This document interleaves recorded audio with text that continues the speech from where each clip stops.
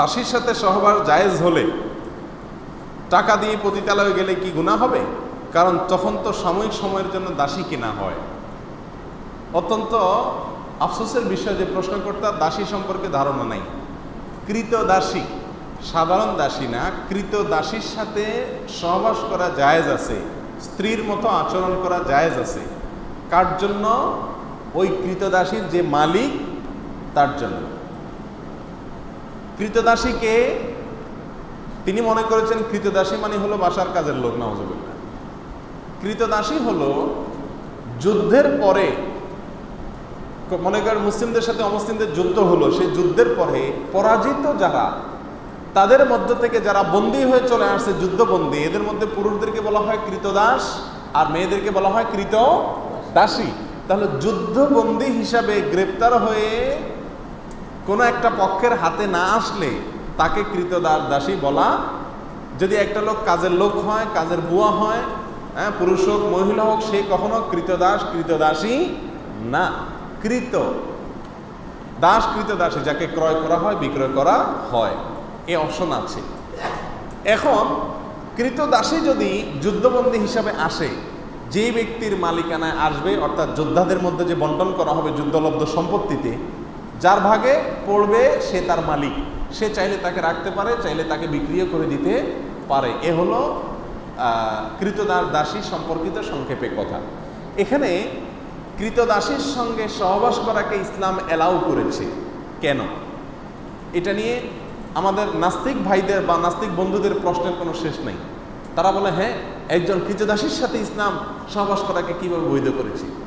কেন বৈধ করেছে আমি সংক্ষেপে শুধু বলতে চাই।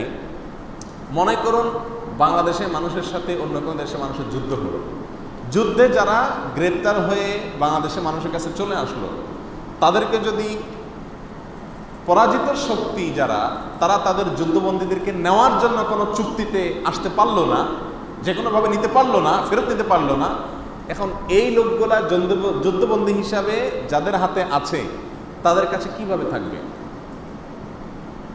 ছেলেদেরটা তো যেমন তেমন কাজকাম করলো, সমস্যা নেই।